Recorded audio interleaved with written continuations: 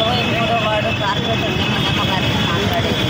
ఇక్కడ మా ఏరియా వాళ్ళంతా వచ్చినారు, అంతా పని చేసుకునే వాళ్ళు ఎవరి ఏరియా మాకు పిల్లలకు ఫీజులు అవి కూడా కట్టలేని పరిస్థితి. చేత అమ్మఒడి చేస్తానే, చేత చేస్తానే అని 6 పథకాలు చెప్పినాడు ఆయన ఎక్కేటప్పుడు. నేను వచ్చిన మడత రోజు ఇస్తానని చెప్పినాడు ప్రజలకి. ఇంతవరకు పవన్ కళ్యాణ్ ఏమన్నాడు, ఆడి ప్రజలకి ఏది జరిగినా తాట తీస్తా అన్నాడు. ఆయన ఏరేళ్ళ జరిగితే ఇప్పుడు చెప్పే దిక్కు లేదు. అది ఎవరు అడగాల? ఎక్కడుండవు నువ్వు ఇంతవరకు?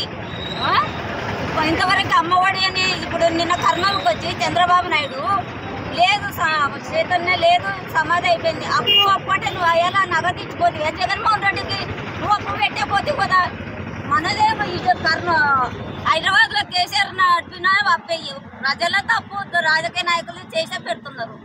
అప్పు చేసైనా ఫలాను పథకం ఇస్తానేది ప్రతి ఒక్కటి ఇచ్చి జగన్మోహన్ రెడ్డి పథకం లెక్క ఎవడు ఇయ్యలేదు, ఇయ్యరు చెప్తుండ. నేను దుమ్మని మొగడు కాబట్టి చెప్పినది మడత రోజే సంతకం చేసిన మడత రోజే చేసినాడు.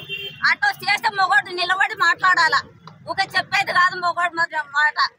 రాజకీయాలు మోసాలు చేసి ఈ పొద్దు ఇస్తాను, నేను రేపిస్తా, ఏది ఇచ్చినా ఇంటింటికి పథకం, పింఛనికి ముసలిళ్ళ కానింటికి ఆయన చేసినదే.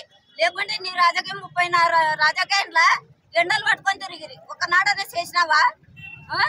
ఏది ఒక్క 6 పథకం బస్సు అంటివి, అమ్మఒడి అంటివి, ఇంట్లో ఎంతమంది ఉంటే అంతమందికి ఇస్తాంటి. ఒక్కరికైనా గతి లేదు నీ కాడ.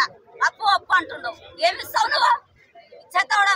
ఒక్క తండ్రికి తల్లికి ఒక్క మాట నిజం చెప్పాలి. అబద్ధం చెప్పి ప్రజల్ని మోసం చేయకూడదు. ఎప్పటికైనా నీతి నిజాత అనేది ఉంటే ఎక్కడ పోయినా గెలుస్తావు. ఈసారి వచ్చినావు ప్రజలు మోసం రానిస్తారా?